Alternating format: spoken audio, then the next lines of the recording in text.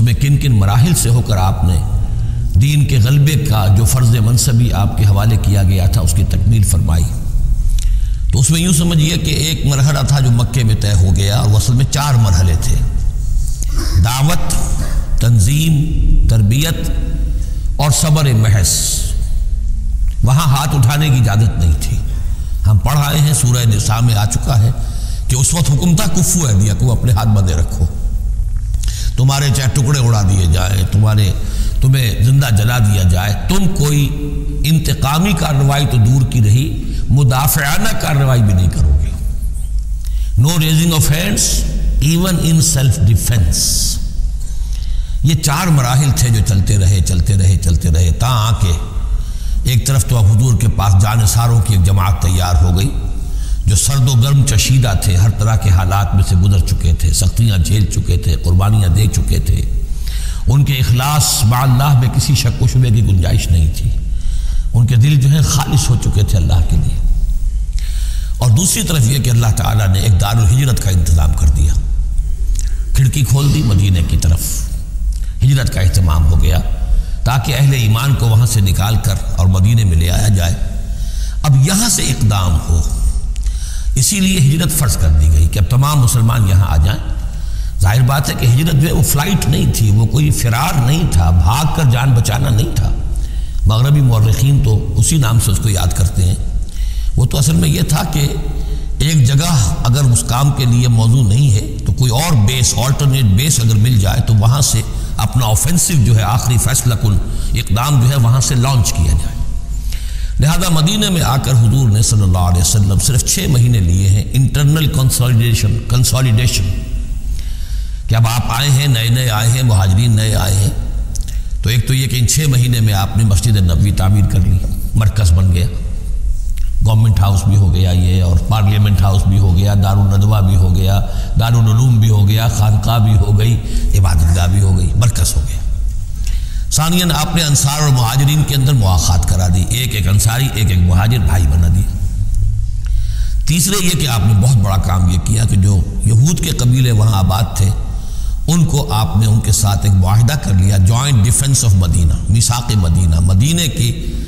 ایک مدافعت جو ہوگی وہ مشترک ہوگی، کوئی بھی حملہ آور آئے گا باہر سے تو مل کر مسلمان اور یہودی اس معاملے میں ایک ملت ہوں گے اور دفاع کریں گے مدینے کا۔ بس 6 مہینے آپ نے اس کام میں لیے، 7ویں مہینے سے پھر آپ نے کچھ چھوٹے چھوٹے دستے بھیجنے شروع کر دیے، چھاپا مار دستے سمجھ لیجئے، کہ جس سے وہ جو کیروان روٹس تھے، قریش کی لائف لائن یہی تھی، ان کا تجارتی سلسلہ تھا، شام کی طرف قافلے جو جاتے تھے وہ بدر سے ہو کر گزرتے تھے، بدر کے قریب سے، اور بدر جو ہے مدینے سے قریب تر تھا، مکے سے فاصلہ زیادہ ہے، اور جو قافلے جاتے تھے یمن کو وہ طائف سے ہو کر گزرتے تھے۔ تو آپ نے ان راستوں کے اوپر چھاپا مار دستے بھیجنے شروع کر دیے۔ جدید اصطلاح میں اس کو یہ کہا جائے گا کہ اکنامک بلاکیڈ آف مکہ۔ 8 ایسی مہمیں غزوہ بدر سے پہلے ثابت ہیں 1.5 سال کے اندر۔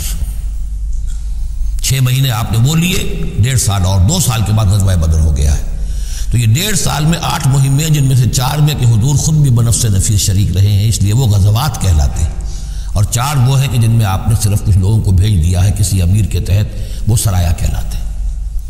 تو یہ جو صورتحال ہوئی، اور اس میں یہ بھی ہوا کہ حضور جہاں جاتے تھے خود تو وہاں کے قبائل سے آپ معاہدے کر لیتے تھے۔ اب یا تو وہ جو قبائل جو تھے مقامی، پہلے تو وہ قریش کے حلیف تھے، اب یا تو وہ حضور کے حلیف ہو گئے، مسلمانوں کے حلیف ہو گئے، تو قریش کی طاقت کم ہوئی، مسلمانوں کی بڑھ گئی، یا یہ ہے کہ وہ نیوٹرل ہو گئے کہ ہم نہ قریش کی مدد کریں گے آپ کے خلاف، نہ آپ کی مدد کریں گے قریش کے خلاف، نیوٹرل ہو گئے۔ اس سے بھی یہ ہے کہ قریش کا جو حلقہ اثر تھا، سیاسی زون آف پولیٹیکل انفلوئنس، وہ کم ہو رہا ہے۔ یہ 2 چیزیں ایسی ہوئی ہیں، political isolation of Quraysh and economic blockade of Mecca, جس کے نتیجے میں مکے والے جو ہیں پھر یوں سمجھیے کہ تنگ آمد بجنگ آمد، ورنہ مکے والوں کی طرف سے کوئی آغاز ثابت نہیں ہے تاریخ میں کہ حضور کے اور مسلمانوں کے مکے سے جانے کے بعد ان کی طرف سے کوئی ابتدا ہوئی ہو، کوئی انیشیٹو لیا گیا۔ 2 واقعات خاص طور پر ایسے ہو گئے کہ ایک چھوٹا سا آپ نے ایک دستہ بھیجا تھا نخلہ، اور یہ نخلہ جو ہے یہ مکے اور طائف کے مابین، تو سمجھیے کس قدر فاصلے پر، اور وہاں مٹ بھیڑ ہو گئی، جو مسلمان وہاں بھیجے گئے تھے ان کے کفار کے ساتھ، وہاں ایک مشرک مکے کا مارا گیا، ایک کو انہوں نے قید کیا، ساتھ لے آئے، کچھ سامان ہے جو ان کا تجارت تھا وہ بھی لے آئے، وہ مال غنیمت سمجھ کر۔ تو حضور اگرچہ ناراض ہوئے کہ میں نے تمہیں لڑنے کا حکم نہیں دیا تھا، میں نے اس لیے بھیجا تھا کہ وہاں رہو اور قریش کی نقل و حرکت سے ہمیں مطلع کرتے رہو، لیکن اب سچویشن پیدا ہو گئی، گویا کہ یہ چاہے ارادہ تھا یا نہیں تھا، ڈی فیکٹو شکل یہی ہوئی کہ اقدام ہو گیا مسلمانوں کی طرف سے، اب آغاز ہو گیا مسلمانوں کی طرف سے۔ ادھر جب ابو سفیان لے کر جا رہے تھے بہت بڑا قافلہ شام کی طرف، تو حضور نے اس کا تعاقب کیا، لیکن وہ تیزی سے نکل گئے تھے۔ لیکن جب واپس آ رہے تھے اور 50,000 دینار کا سامان تھا ان کے قافلے کے اندر، بہت لدا پدا قافلہ، انہیں یہ خطرہ ہوا کہ اب پھر محمد صلی اللہ علیہ وسلم اور ان کے ساتھی کہیں لوٹیں گے ہمیں اور ہمارے اوپر حملہ کریں گے، روکیں گے ہمارا راستہ۔ تو انہوں نے یہ کی دوہری حکمت عملی کی کہ ایک تو یہ کہ ایک سوار بھیجا آگے تیزی کے ساتھ دوڑایا کہ مکے جاؤ کہو کہ ہمارے قافلے کو خطرہ ہے محمد سے صلی اللہ علیہ وسلم، لہذا مدد بھیجو۔ اور ادھر یہ کیا کہ وہ عام راستہ جو تھا جو بدر سے ہو کر گزرتا تھا اسے چھوڑ کر ساحل سمندر کے ساتھ ساتھ نیچے سے ہو کر وہ نکل بھی گئے۔ اب وہاں مکے میں یہ دونوں چیزیں بیک وقت پہنچ گئی، ایک طرف وہ نخلا سے لوگ روتے پیٹتے چیختے چلاتے ہمارا آدمی مار دیا محمد کے آدمیوں نے، وہ آ گئے، ادھر سے وہ آ گیا جو ابو سفیان کا بھیجا ہوا تھا ایلچی کہ دوڑو دوڑو دوڑو تمہارا قافلہ محمد لوٹنے والے ہیں اور یہ ہے اور وہ ہے۔ بس وہ وار کرائی وہاں ہوئی اور 1000 کا لشکر جو ہے وہاں پر پھر جمع کیا گیا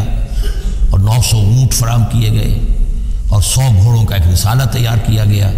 اور وہ لوگ مکے سے نکل آئے۔ یہ صورتحال ادھر ہو رہی تھی۔ ادھر یہ ہے کہ حضور صلی اللہ علیہ وسلم نے مدینہ میں پہلے تو یہ فیصلہ کیا تھا کہ اب یہ قافلہ واپس آنے والا ہے تو اب اس قافلے کا تعاقب کریں،